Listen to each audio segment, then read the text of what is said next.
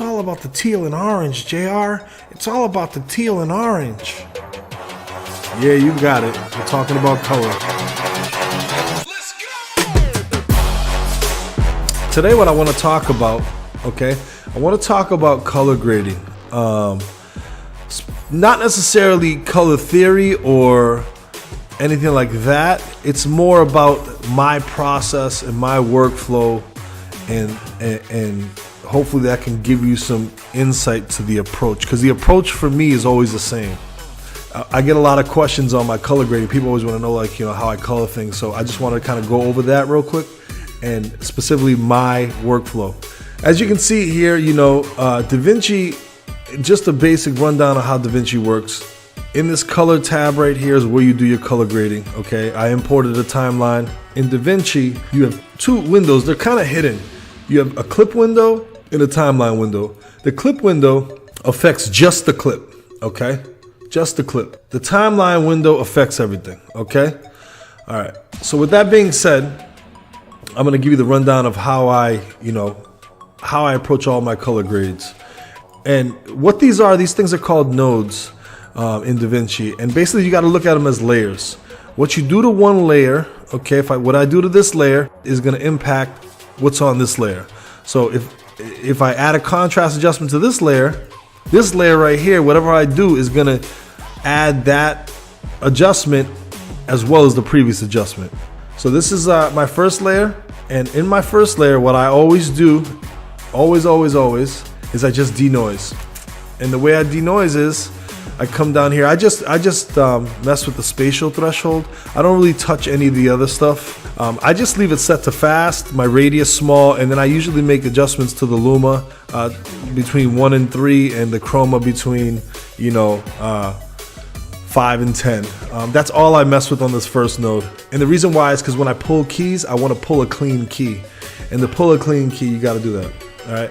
So now this is my noise reduction. Now I'm going to come over here, and this is where I make my contrast adjustment. I'm bringing the gamma down. I brought the gain up a little bit, and that's pretty much it. Nothing, it's not rocket science. Making little adjustments. I also, sometimes we'll come and play with this contrast here, but I like to do it manually. I got a Davinci console, so I mess with it on that. Which I highly recommend. If you're gonna do a lot of color grading, you need a board. You can't do it with a mouse. It's not gonna work. Tried it. All right. So the next thing you wanna do is, I'll come in, and now that I got my contrast kind of right, now I need to bring some color back, because we're still not where we need to be. And as you can see, what I did was, I pulled a key on his skin tones, fine-tuned it, okay? And so it's just his skin tones that's getting impacted, okay? Just the skin tones, and it's okay that it goes into this black a little, that doesn't bother me, because I want it to look realistic, and as you can see his skin, you can see his skin through his hair, so that's the adjustment I made there. Now the next step I want to do is I want to come and bring some of this background color in, okay? Actually, before I do that, what I did was I actually fixed his shirt, because I like the shirt had a teal look, and I kind of liked it, but I wanted to have more of like a blue look. I just like the magenta and blue feel, so I just grabbed the key of just the shirt, made a little adjustments, pushed this color into some blues, as you can see, just slowly pushing that shit in. And you can add a little saturation, you can do whatever you want, sometimes you can add some contrast to it. I didn't do none of that. I didn't want none of that. I just wanted to push the tone and add a little saturation. So then the next step is the background. Skin tone's looking amazing to me. I love the way it looks. It looks super natural.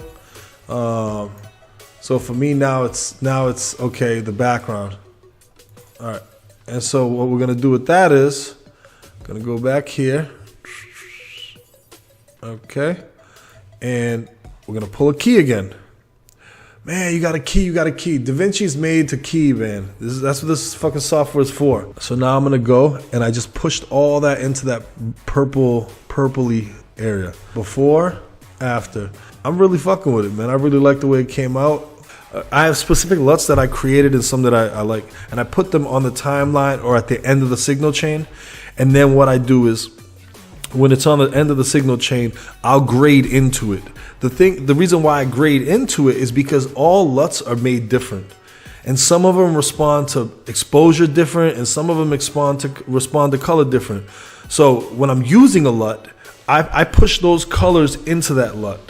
Okay, so it's more for like a stylistic reason, but it's also like, you know, just to bring it from log, which this is log, see, it's blur, which is, you know, sometimes that looks great, into a color space. Okay, well, I want to show you the LUT I'm using on here. It's just a basic standard ARRI log C to 709. This is an ARRI footage, but it's log footage, and it looks great. And that's the whole thing. You can experiment with things. The other thing that I do on every video is I add a little bit of grain, and I just add it to overlay, and I don't want to add too much, you know, which some videos I might, you know, some videos, as you can see right here, see the grain? I add it for two reasons. The first reason I add grain is for an aesthetic. It softens the highlights and makes it a little more appealing. The second reason I add grain is to avoid banding when you upload to websites like YouTube and Vimeo, because they tend to compress your video. If you have any questions, comments, feel free to hit me below or hit me up on Instagram at JRSaintFilms. Until next time, and don't forget to love your mama.